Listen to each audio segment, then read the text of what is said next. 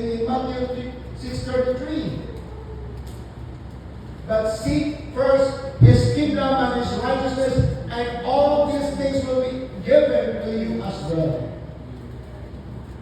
Because seeing God's kingdom and His righteousness will give us the peace, the contentment.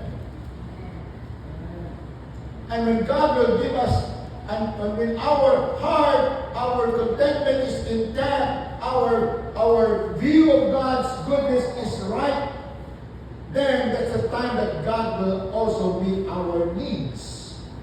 Because if God will meet our needs without addressing our problem of discontentment, all those needs being given to us will be nothing. Ihatag niya nato ang ubang butang tungod kay ato manggiuna siya, ang iyang pagkamaayo, atong pag-focus nato kay ato manggiuna. Tungod kay kung di nato unahon ang atong pag-focus kaniya sa iyang atong pagpasalamat kaniya sa iyang pagkamaayo, ang tagaan taog mga butang niya, walay pulos ng mga butang na.